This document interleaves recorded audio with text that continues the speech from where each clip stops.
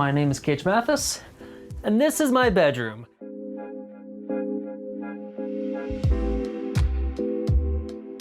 As you can see, I have decorated it with all the various things I like. This can be anything from any movies or TV shows, video games, animation. I'm a very big filmmaker and I like taking photos, so I have all of my camera gear. As a kid, I was really into the stars and galaxies, so we decorated this room with that in mind. And I am also bisexual, meaning I'm a member of the LGBT community.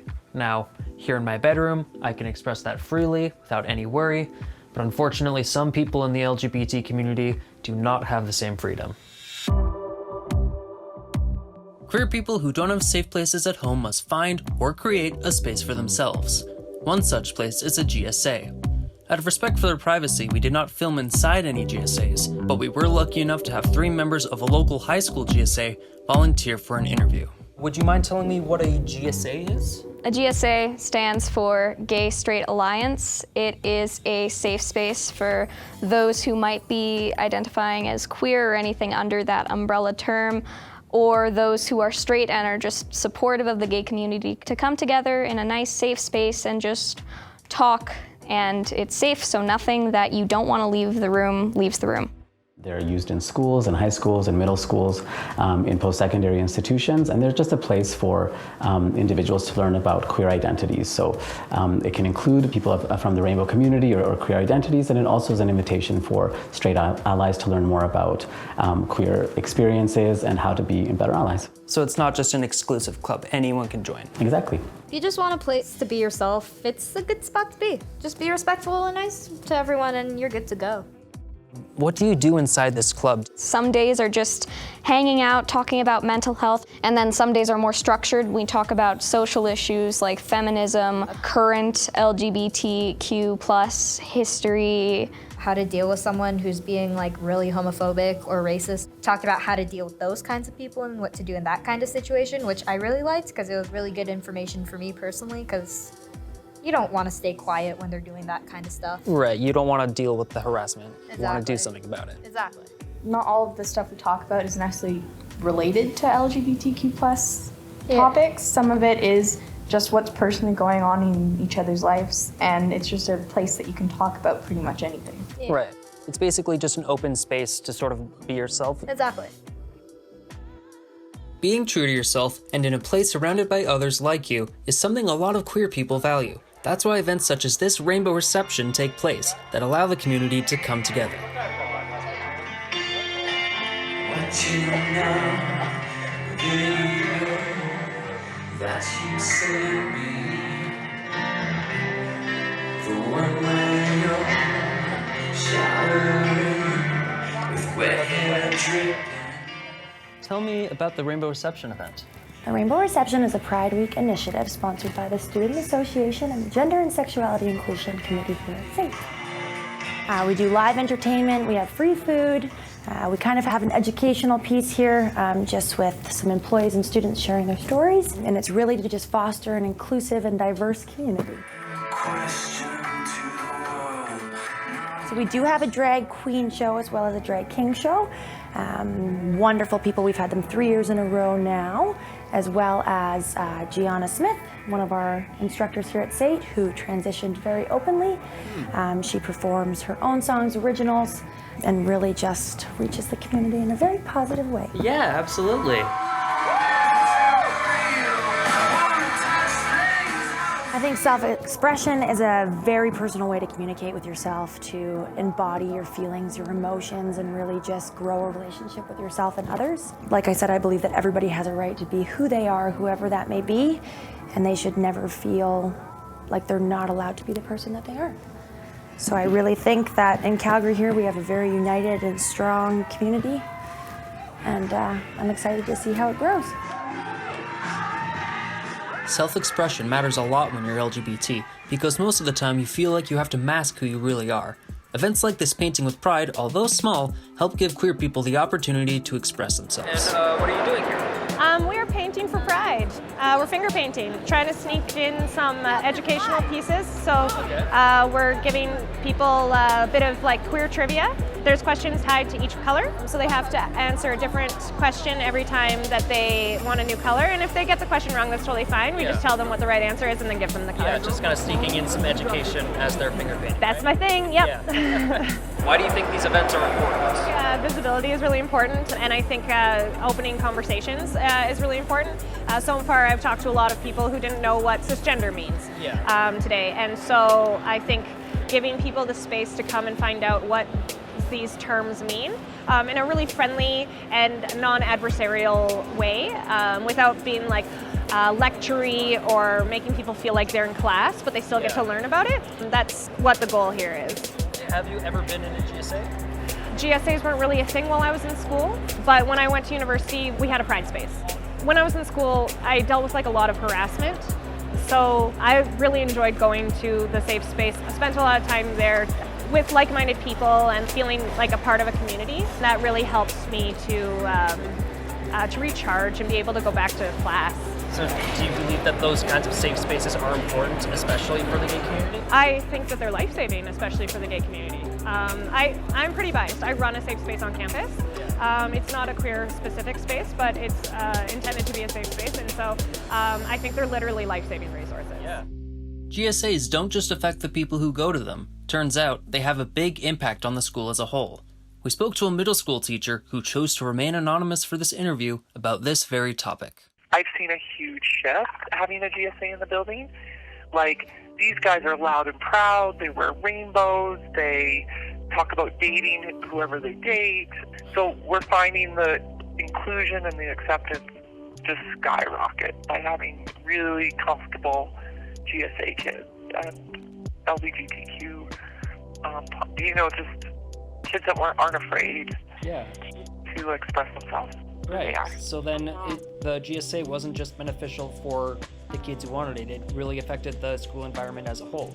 Oh, 100%. 100%. So I have to tell you, like, there still probably is a little bit of homophobia in the building, but we've created a culture where our kids stand up more so now. They'll be like, that's not cool. You're not supposed to say that. Like, they correct each other. It's really amazing growth. Wow. 5 years. Mm-hmm. Having this kind of positive support does wonders to LGBT people's mental health.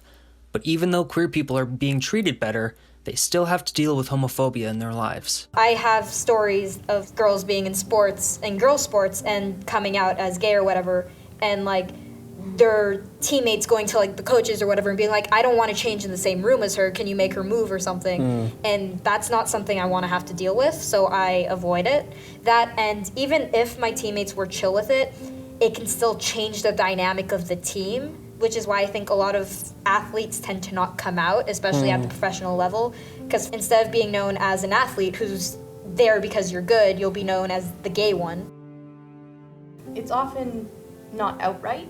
It's like little offhand comments or a change of subject or a look. I was holding hands with someone who was my girlfriend at the time, and we got pulled aside and told that we can't do that at school.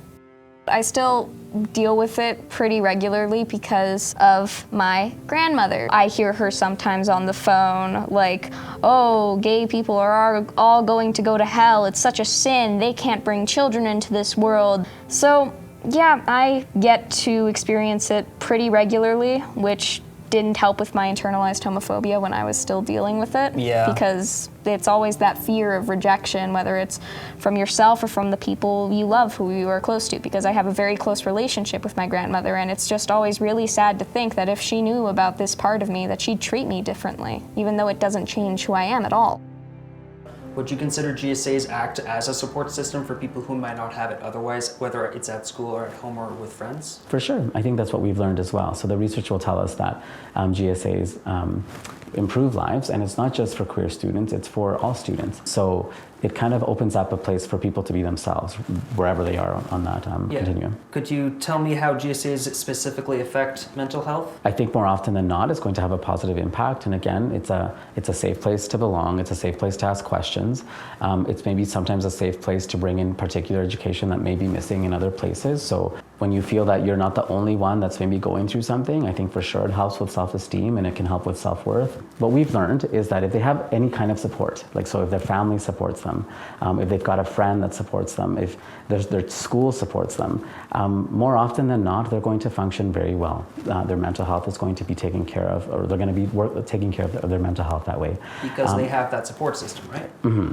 So if they don't, then it can be really stressful. I actually just got out of a meeting with some parents who are very religious, and their child came out as bisexual, and they're not accepting, and it's really hard. And I think that student needs a safe place at school to be and to be themselves, because they can't do that at home. And this student that I just met with, the reason we were meeting is because he has been hospitalized for suicide ideation.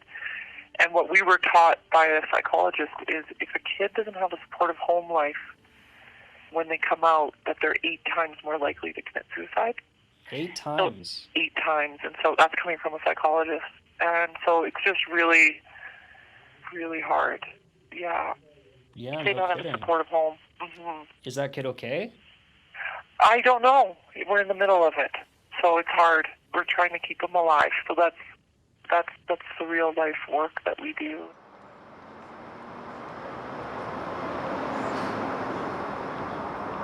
Do you guys know about the UCP's Bill 8?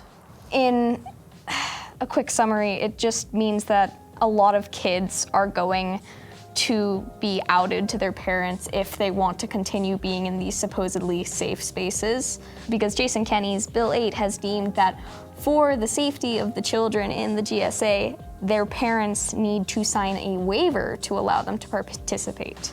The reason why, for the longest time, our school didn't call it a GSA, it was called Spectrum, specifically so kids could join it without having to be outed to their parents if they didn't want to be, right?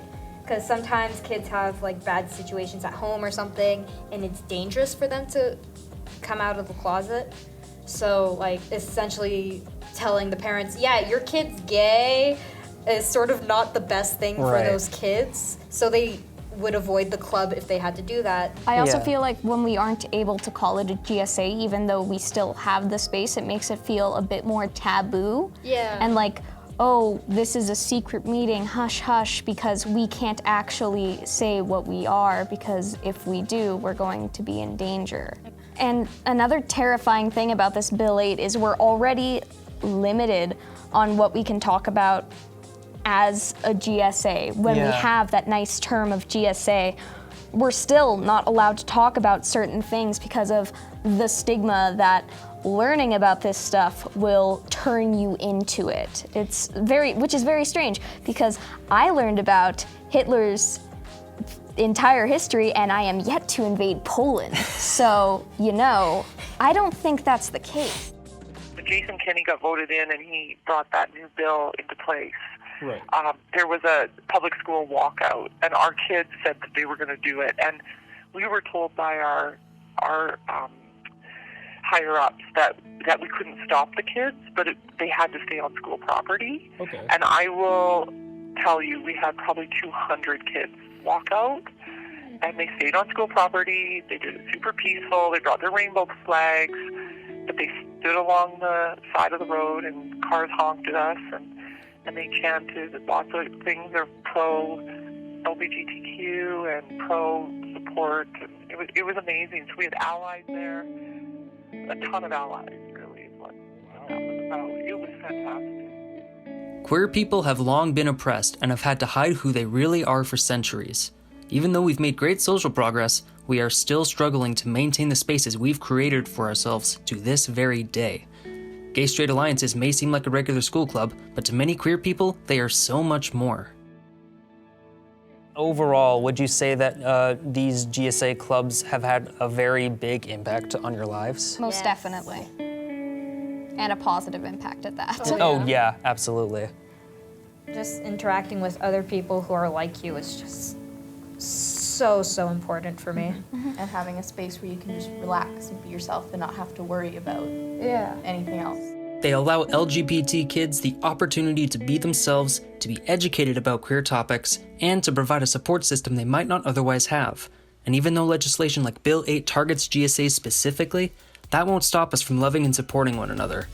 We've made safe spaces before, and we will continue making spaces.